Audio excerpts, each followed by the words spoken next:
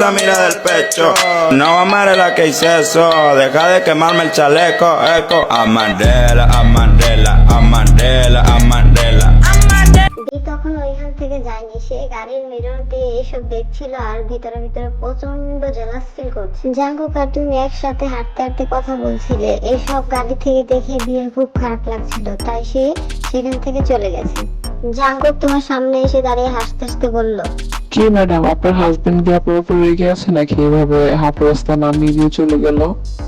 তুমি জাঙ্কুককে সরিয়ে দিয়ে হাঁটতে হাঁটতে উদাস মনে বললে, রাগ তো দূরের কথা, উনি তো আমাকে পছন্দই করে না। জাঙ্কুক তোমার উদাসীন মুখের দিকে তাকিয়ে বলল, দোস্ত বাদ দে তো এইসব কথা, চল আজকে আমরা হেঁটে হেঁটে কলেজে যাই।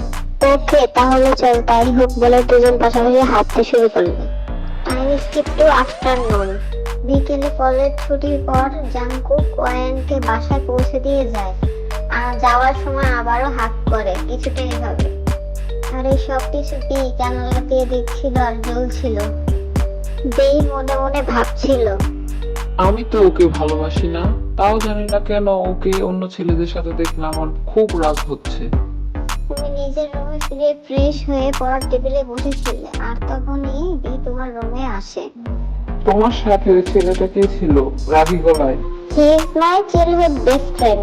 Her name is Jungkook. Just best friend? মুস্কি হেসে বলল, শোনো আজকে রাতে ডিনার আমরা বাইরে করব, তুমি তাড়াতাড়ি রেডি হয়ে নাও, আমি নিচে ওয়েট করছি। তুমি বিয়ের কথা ফেলতে পারবে না, তাই আর কথা না বাড়িয়ে চুপচাপ রেডি হতে শুরু করে। বিয়ে লিভিং রুমে বসে মোবাইল চালাচ্ছিল। বেশ কিছুক্ষণ পর তুমি রেডি হয়ে নিচে আসলে।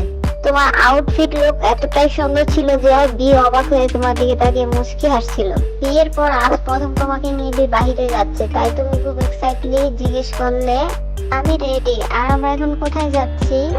ওয়ানকে আজ একটা পরীর মতো লাগছে, আমার তো চোখই সরছে না ওর থেকে। মনে মনে বলছে, তোমাকে দেখতে একদম বাজে লাগছে, এত সাজার কি আছে, আমরা শুধু ডিনারে যাচ্ছি, কে বলছে তোমাকে এত সাজতে? রাগী গলায়। আই এম সরি, ভুলটা আমারই ছিল। বিয়ের পরে প্রথম তুমি আমাকে ডিনার নিয়ে যাওয়ার কথা বলেছো তো, তাই একটু এক্সাইট হয়ে। হয়েছে হয়েছে, এখন এই ড্রামা বন্ধ করো আর যাও জলদি ড্রেস চেঞ্জ করে আসো, এমনিতেও অনেক লেট হয়ে গেছে, আয়াত আমাদের জন্য ওয়েট করছে। বিয়ের কথা শুনে তুমি কান্না করতে করতে নিজের রুমে চলে গেলে চেঞ্জ করতে, আর তখন বি মনে মনে বলছিল, আই এম সরি ওয়ান, কিন্তু যে কথাটা আজ আমি তোমাকে মুখে বলতে পারিনি সেটা হলো, আজ তোমাকে অনেক বেশি সুন্দর লাগছিল, আর আমি চাই না আমার বউকে অন্য কোনো পুরুষ হা করে দেখুক। তোমাদের দেরি দেখে আয়ার দিকে কল দেয়। বি সে after receive the call, hello baby, আর 5 মিনিট ওয়েট করো, আমরা গাড়িতে আসছি। তুমি প্রতিদিনের মতনই নর্মাল ড্রেস পরে নিচে আসো। তুমি এবং বি রেস্টুরেন্টের উদ্দেশ্যে দুজনেই রওনা দাও। কিছুক্ষণ পর তোমরা রেস্টুরেন্টে গিয়ে পৌঁছাও। তিনজন ডিনার শেষ করো, আর ডিনার শেষ করতেই অনেক রাত হয়ে যায়, তাই বাড়ি ফেরার উদ্দেশ্যে তিনজনেই গাড়িতে ওঠো। আর কিছুটা রাস্তা যেতে কিছু মাফিয়া তোমাদের গাড়ির সামনে এসে গাড়িটা থামায়। গুন্ডা রায়ান আর আয়াতের হাত ধরে গাড়ি থেকে টেনে নিয়ে বলল, হেই সেক্সি গার্ল, এত রাতে একা একা কোথায় যাচ্ছ? আমাদের সঙ্গে চলো, আমরা সবাই একসাথে মজা করি।